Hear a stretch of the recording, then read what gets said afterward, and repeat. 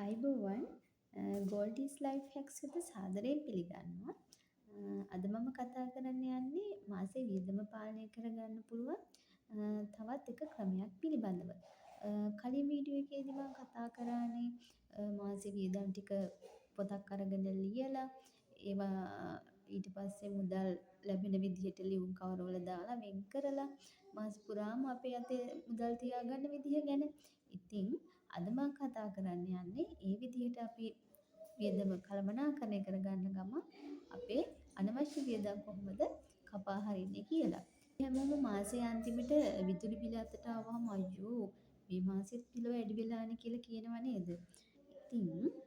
ඉතින් ඒ වුණාට අපි ඇත්තටම දන්නේ නැහැ ගෙදර තියෙන විදුලි උපකරණ වලින් මොන උපකරණයටද වැඩිපුරම විදුලිය වැය වෙන්නේ කියලා. ඉතින් විදුලි බිල අඩු කරගන්න නම් අපි මුලින්ම කරන්න ඕන දෙයක් තමයි අපේ ගෙදර තියෙන අපි භාවිතා කරන විදුලි උපකරණ වල ලැයිස්තුවක් හදාගන්න ඕනේ. ඒ ලැයිස්තුව හදාගෙන බලන්න ඕන අපි කොච්චර වෙලාවක් මේ එක විදුලි උපකරණයක් පාවිච්චි කරනවද කියලා. විදුලි උපකරණයක වොට් ගාන වැඩි වුණා කියලා අපිට කියන්න බෑ ඒ උපකරණයෙන් තමයි වැඩිපුරම විදුලිය වැය වෙන්නේ කියලා. වොට් ගාන වගේම ඒ උපකරණය භාවිතා කරන කාලයත් වැදගත් වෙනවා විදුලිය වැය වෙන්නේ කොච්චරක්ද කියලා හොයාගන්න. උදාහරණයක් විදිහට අයන් එක ගත්තොත් වොට් 1200ක් වගේ ලොකු ප්‍රමාණයක් තියෙන උපකරණයක්. ඒක දවසකට අපි විනාඩි 10ක් 15ක් වගේ නම් පාවිච්චි කරන්නේ.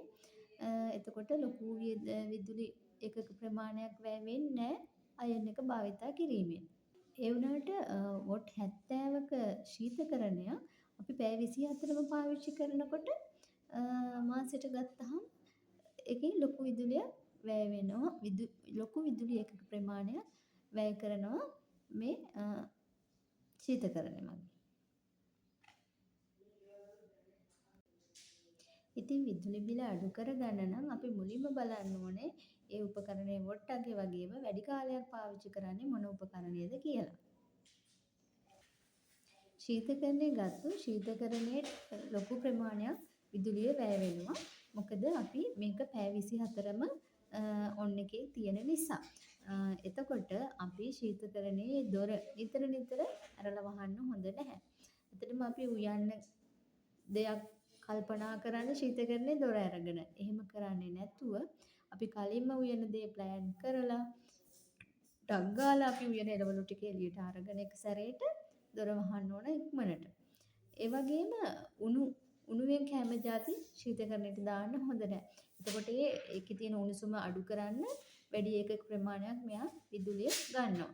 රයිස් කුකර් භාවිතා කරන ගොඩක් අය කරන වැරද්දක් තමයි බත හැදිලා ඉවර වුණාම අරක කීප් මේ වෝම් මෝඩ් එකේ තියලා තියෙනවා ඔෆ් කරන්නේ නැතුව. එහෙම පැය ගාණක් එහෙම තිබ්බහම අනවශ්‍ය විදුලියක් වැය වෙනවා ඒ තුලින්. ඒ නිසා අපි රයිස් කුකර් එකේ බත හැදිච්ච ගමන්ම අපි ස්විච් එකෙන් වහලා ඒක ප්ලග් එකෙන් ගලවලා දාන්න ඕනේ.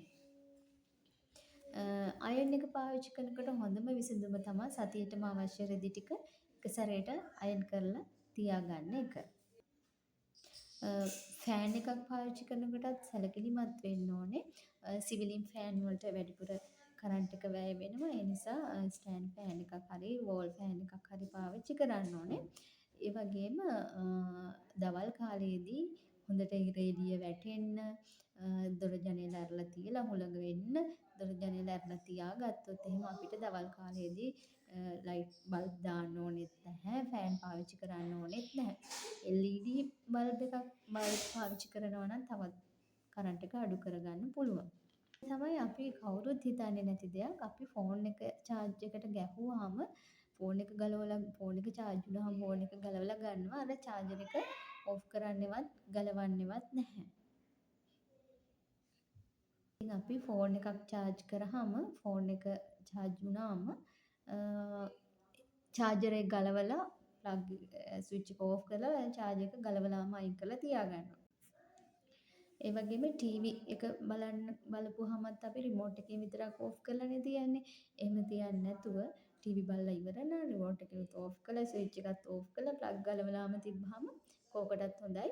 විදුලිය වැය වෙන්නෙත් නැහැ. මොකක් හරි කරන්ට් ප්‍රශ්නයක් ආවත් බය වෙන්න දෙයක් නැහැ. මේ වගේ පොඩි පොඩි දේවල් වලින් අපිට දන්නේම නැතුව ලොකු ප්‍රමාණයක් විදුලිය ඉතිරි කරගන්න පුළුවන්. මම ඔබට පොඩි අභියෝගයක් දෙන්න. අපි මේ මාසේ අපේ ගෙදර තියෙන විදුලි උපකරණ වල ලැයිස්තුවක් හදලා ඒ වගේ වොට්ටක්ය කොච්චරක්ද කියලා ලියාගෙන ඒවා අපි දවසට කොච්චර ප්‍රමාණයක් පාවිච්චි කරනවද කියලා ලියාගෙන තියාගෙන ඊළඟ මාසේ කරන්ට් බිල ආවහම මේ දෙක සංසන්දනය කරලා බලන්න පුළුවන් මොන උපකරණයෙන්ද අපේට වැඩිපුරම අපේ විදුලි බිලට දායක වෙලා තියෙන්නේ කියලා. ඔයාලට මෙන්න මේ පෙන්වන විදියට ඕනේ නම් එක විදුලි උපකරණයකින් වැය වෙන ඒකක ප්‍රමාණය කොහොමද ගණනය කරන්නේ කියලා බලා ගන්න පුළුවන්. ඉතිරි කිරීම කියන්නේ ලොකු ආදායමක් හොයන එක විතරක් නෙමෙයි. ඊට සාපේක්ෂව පුංචි පුංචි ප්‍රමාණවල වලින් හරි අනවශ්‍ය වියදම් කපා හැරලා මුදල් ඉතිරි කරගන්න එකත් ඉතාමත් වැදගත්. මාසෙකට රුපියල් 500,000 වගේ පොඩි ප්‍රමාණවල වලින් ඉතුරු කරගත්තත් අවුරුද්දක් ගිහිල්ලා බලනකොට ගණනය කරලා බලද්දී ඒක ලොකු ප්‍රමාණයක් වෙනවා. ඉතින් ඒ නිසා අදම ඔබේ ගෙදර විදුලි භාවිතය පිළිබඳව අවධානය යොමු කරලා පුළුවන් උපරිමයෙන් අවම විදිහට විදුලිය පාවිච්චි කරලා පුංචි ප්‍රමාණයකින් හරි ඔයගොල්ලන්ගේ මාසික වියදම අඩු කරගන්න උත්සාහ කරන්න ඕන. මේක වැදගත් වුණා නම් ලයික් කරන්න, ෂෙයා කරන්න, තවත් මේ වගේ වටිනා වීඩියෝ බලන්න සබ්ස්ක්‍රයිබ් කරලා තියාගන්න. එහෙනම් සියලු දෙනාටම ආයුබෝවන්.